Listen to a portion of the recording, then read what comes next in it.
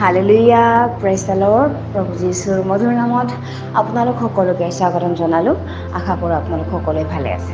বিশ্বাসীসকল, ঈশ্বৰ ধন্যবাদ দিওঁ তেওঁ যে আমাক পুনৰাই এটা সুন্দৰ বিশ্ৰাম দিন দিলে, আৰু আমি যাতে সকলোৱে তেওঁৰ বিশ্ৰাম দিনটি সোঁৱৰণ কৰি পবিত্ৰ কৰোঁ হওক। তাৰ কাৰণে আজিৰ দিনৰ আৰম্ভণিতে আমি ঈশ্বৰৰ বাক্য চাওঁ।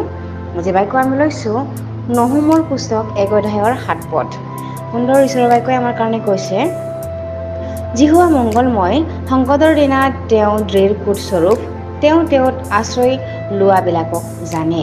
Hallelujah, praise the lord. ঈশ্বৰৰ এই সুন্দৰ বাক্যৰ কাৰণে ঈশ্বৰৰ ধন্যবাদ।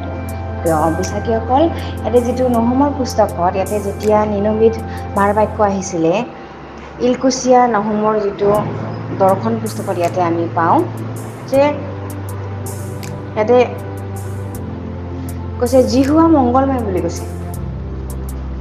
যিহোৱা মংগলময়। প্ৰিয় বিশ্বাসীসকল, আমি আমাৰ ঈশ্বৰক আমি ভৰসা কৰিব পাৰোঁ। তেওঁক যিটো মাতিলেই তেওঁ উপস্থিত হোৱা ঈশ্বৰ হয়।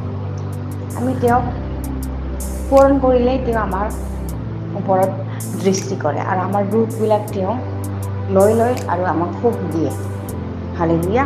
সেইকাৰণে আমি সংকটৰ সময়ত আমি তেওঁৰ ওচৰত আমি নিজকে সৰু কৰি প্ৰাৰ্থনা কৰিব লাগে। নিজকে আমি নম্ৰ কৰি তেওঁৰ আগত আমাৰ সমস্যাবিলাক জনাব লাগে, কাৰণ তেওঁ ৰজাৰো ৰজা, তেওঁ প্ৰভুৰ প্ৰভু।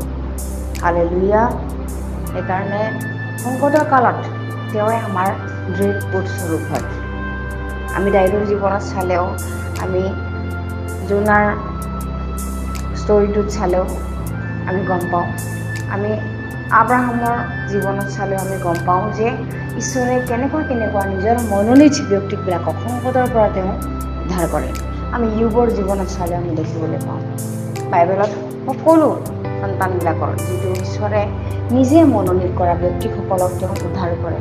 হালেলুয়া। সেইকাৰণে তেওঁৰ আশ্ৰয় লোৱা লোকক জানে বুলি কৈছে। যিবিলাকে তেওঁৰ আশ্ৰয় লয়, যিবিলাক ব্যক্তিয়ে তেওঁক বিশ্বাস কৰে, যি হয় জানে, আৰু সেইমতে তেওঁবিলাকক সহায়ো কৰে। বিশ্বাসীসকল, আজি আমাৰ দৃঢ় কোট কোন হয়? আমাৰ জীৱনত আজি আমি কোনজনক, কোনটো বিষয়ে আমি আমাৰ বিশ্বাসভূমি কৰি আছোঁ, বা কোনটো ব্যক্তিক, কোনটো ঈশ্বৰক আজি আমি নিজৰ দৃঢ় কোটস্বৰূপ আমি লৈ আছোঁ, সেইটোতে আমি নিজকে আমি পৰীক্ষা কৰি চাব লাগে। যিহোৱাকে আমি নিজৰ দৃঢ় কোট মানিব লাগে, যিহোৱাকে আমাৰ বিশ্বাসভূমি মানিব লাগে, তেতিয়াহে তেওঁ সংকটৰ কালত আমাক অতি সোনকালে উত্তৰ দিব, ৰক্ষা কৰিব। আৰু আমাৰ হৃদয়ৰ মনৰ কথাবিলাক তেওঁ জানে। যদি আমি তেওঁক মনেৰে, প্ৰাণেৰে, চিত্তেৰে তেওঁক প্ৰেম কৰোঁ, তেওঁক ভৰসা কৰোঁ, তেওঁক যদি আশ্ৰয় লওঁ সুখতো দুখতো, তেওঁ আমাক প্ৰতিটো সময়ত আমাক কেতিয়াও তেওঁ ত্যাগ নকৰিব, আৰু তেওঁ আমাৰ লগত থাকিব। আৰু যদিহে আপোনাৰ শত্ৰুৱে বা আমাৰ শত্ৰুৱে আমাক পিছফালেৰে যদি আমাক আক্ৰমণ কৰিব খোজে, যিহোৱাৰ প্ৰতি আহি তেওঁবিলাকক বিনাশ কৰিব। Hallelujah, praise the lord. সেইকাৰণে আমি দৃঢ় কোটস্বৰূপ তেওঁতে আমি ল'ব লাগে, তেওঁতে বিশ্বাসভূমি, তেওঁৰ দেউকাৰ তলতে আমি সোমাই থাকিবলৈ ইচ্ছা কৰিব লাগে। Hallelujah, praise the lord. মই বিশ্বাস কৰোঁ এই পবিত্ৰ বিশ্ৰাম দিনত এই বাক্যৰ যোগেৰে আপুনি সকলোৱে আশীৰ্বাদ প্ৰাপ্ত হৈছে বুলি। আহক আমি একেলগে প্ৰাৰ্থনা কৰোঁ। ধন্যবাদ প্ৰভু, তুমি যে দয়ালু, মৰমীয়াল, মংগলময় ঈশ্বৰ হয়।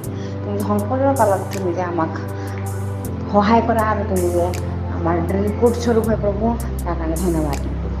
লৰ্ড, এনেকৈ আহি থকা সকলো দিনবিলাকত তুমি সহায় কৰিবা। এই সকলো ছুটি যাচনা নাচৰতীয় প্ৰভু যীশু খ্ৰীষ্টৰ নামত অৰ্পণ কৰিছোঁ।